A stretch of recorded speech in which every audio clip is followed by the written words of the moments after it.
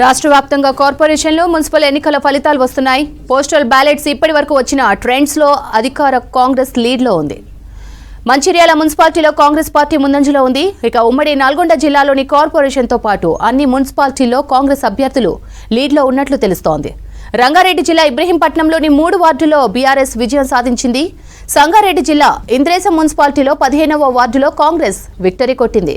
అటు కొల్లాపూర్ మున్సిపాలిటీలో కాంగ్రెస్ బోని కొట్టింది. 14వ వార్డులో కాంగ్రెస్ విజయం సాధించింది. ఇక దీనికి సంబంధించి మరిన్ని డీటెయిల్స్ వెంకట్ అందిస్తారు. వెంకట్, ఇప్పటిదాకా వచ్చిన పోస్టల్ బ్యాలెట్ దీనికి సంబంధించి చూస్తే కాంగ్రెస్ లీడ్లో ఉన్నట్లు తెలుస్తోంది. అప్డేట్స్ ఏంటి? స్రవంతి, కాంగ్రెస్ స్పష్టమైన ఆధిక్యతను కనబరుతూ వస్తుంది. మెజార్టీ మున్సిపాలిటీస్లో ఇప్పటికే అంటే 116 మున్సిపాలిటీలు 7 కార్పొరేషన్లలో జరిగిన ఎన్నికల్లో ఇప్పటికీ 7 మున్సిపాలిటీలు 7 వార్డులు ఏకగ్రీవమని మున్సిపాలిటీలో, అదేవిధంగా కార్పొరేషన్లో 2 డివిజన్లు ఏకగ్రీవమైనాయి. అవి 2 కూడా అంటే 7 మున్సిపాలిటీలో 7 వార్డులు కాంగ్రెస్, అదేవిధంగా 2 వార్డులు 2 డివిజన్లు కాంగ్రెస్. ఏకగ్రీవాలు 9 స్థానాలు ఏకగ్రీవాలు కైవసం చేసుకుంది కాంగ్రెస్ పార్టీ. ఇక పోస్టల్ ఓట్ల లెక్కింపు ప్రక్రియ పూర్తయిపోయింది. మెజార్టీ స్థానాలన్నీ కూడా కాంగ్రెస్ పార్టీ అభ్యర్థులు పోస్టల్ బ్యాలెట్లో ముందున్నట్టు మనకు వార్తలు వస్తున్నాయి.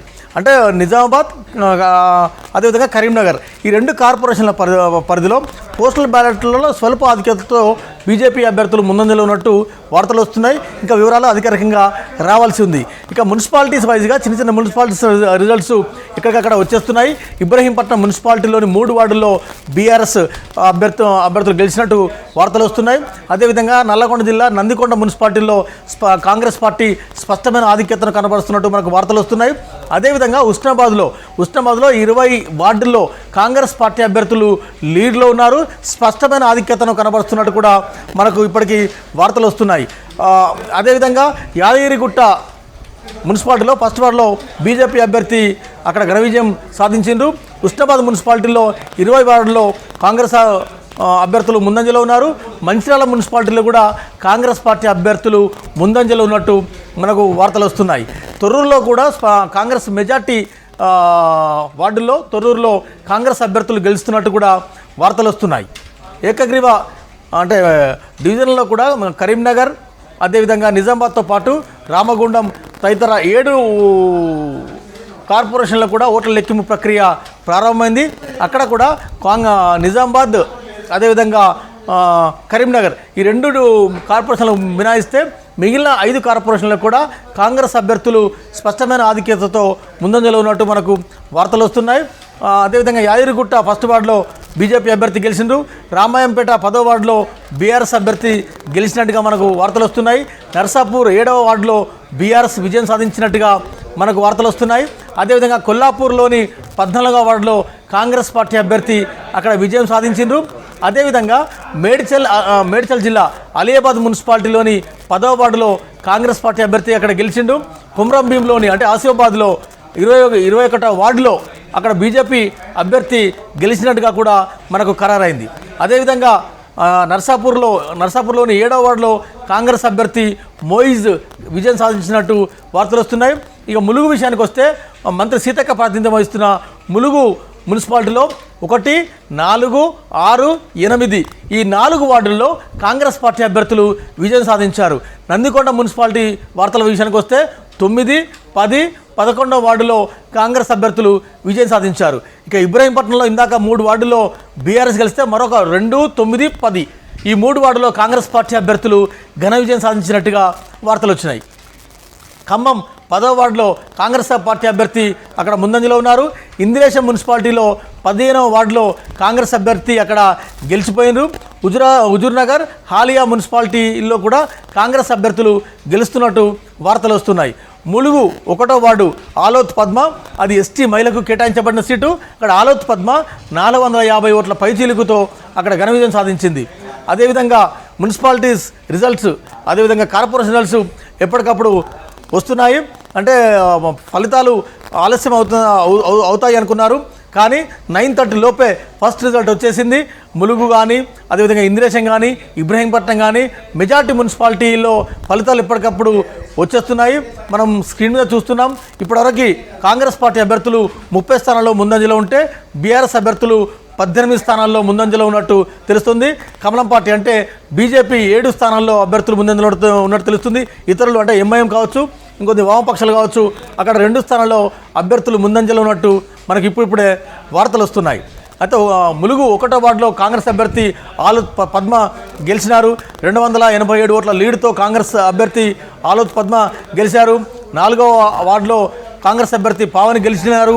21 ఓట్ల మెజార్టీతో కాంగ్రెస్ అభ్యర్థి అక్కడ గెలిచిపోయినారు. 6వ వార్డులో కాంగ్రెస్ అభ్యర్థి ములుగులోని 6వ వార్డులో కాంగ్రెస్ అభ్యర్థి చంద్రకళ అక్కడ విజయం సాధించినట్టుగా అధికారికంగా ప్రకటించారు. ఇక మైబాద్ జిల్లాలోని తొర్రూరు మున్సిపాలిటీలో మేజర్ వార్డులన్నీ కూడా కాంగ్రెస్ పార్టీ అభ్యర్థులు ముందంజలో ఉన్నట్టు మనకు వార్తలు వస్తున్నాయి. మంత్రి పొన్నం ప్రభాకర్ ప్రాతినిధ్యం వహిస్తున్న హుస్నాబాద్ కాన్స్టిట్యున్సీ హుస్నాబాద్ మున్సిపాలిటీలో 20 వార్డుల్లో కాంగ్రెస్ అభ్యర్థులు ఏకపక్షంగా ముందంజలో ఉన్నట్టు వార్తలు వస్తున్నాయి. అదేవిధంగా సంగారెడ్డి ఇంద్రేశం 15వ వార్డులో ఇప్పటికీ కాంగ్రెస్ పార్టీ అభ్యర్థి అక్కడ గెలిచిపోయినట్టుగా వార్తలు వస్తున్నాయి. వార్డులు, మేజర్ కార్పొరేషన్లు, మేజర్ మున్సిపాలిటీలో కాంగ్రెస్ పార్టీ అభ్యర్థులు ముందంజలో ఉన్నట్టు మనకు వార్తలు వస్తున్నాయి. 35 సీట్లలో కాంగ్రెస్ అభ్యర్థులు ఇప్పటికీ గెలిచిపోయినారు. 18 సీట్లు బీఆర్ఎస్ అభ్యర్థులు గెలిచినట్టుగా వార్తలు వస్తున్నాయి. రాయకల్ ఫస్ట్ వార్డులో బీజేపీ అభ్యర్థి అక్కడ తోపారావు ప్రశాంత్ బీజేపీలో ఫస్ట్ వార్డు అభ్యర్థి అక్కడ ఘన విజయం సాధించారు. అదేవిధంగా యాదగిరిగుట్టలో కూడా ఫస్ట్ వార్డులో బీజేపీ అక్కడ విజయం సాధించింది. ఆసిఫాబాద్లోని 21వ వార్డులో బీజేపీ అభ్యర్థులు విజయం సాధించినారు. అంటే ఎక్కడైతే కొంత బీజేపీ ఎమ్మెల్యేలు ప్రాతినిధ్యం వహిస్తున్నారో అక్కడక్కడ బీజేపీ గెలుపు కొంత విజయాలను నమోదు చేసుకుంటూ వస్తుంది. అంటే ఇదే కాగజ్నగర్ మున్సిపాలిటీలోని కాగజ్నగర్లో చూసాం, ఆసిఫాబాద్లో కూడా ఇదే రిజల్ట్ వచ్చింది. అదేవిధంగా నిర్మల్, ఆదిలాబాద్లో కూడా 1-2 స్థానాల్లో బీజేపీ అభ్యర్థులు ముందంజలో ఉన్నట్టు కూడా మనకు వార్తలు వస్తున్నాయి. అయితే మరి కాసేపట్లో ఇక అధికారికంగా పూర్తి వివరాలు తెలిసే అవకాశం మనకు కనబడుతుంది. అయితే మొత్తంగా కార్పొరేషన్ల వారీగా అదేవిధంగా మున్సిపాలిటీస్ వార్డుల వారీగా చూసుకున్నట్టయితే మేజర్ కార్పొరేషన్లలో, మేజర్ డివిజన్లలో కాంగ్రెస్ పార్టీ అభ్యర్థులు, మేజర్ మున్సిపాలిటీల్లో, మేజర్ వార్డులో కాంగ్రెస్ అభ్యర్థులు ముందంజలో స్పష్టంగా తెలుస్తుంది. ఇక జగిత్యాల జిల్లా రాయకల్ 3వ వార్డులో కాంగ్రెస్ అభ్యర్థి రామన్న విజయం సాధించారు.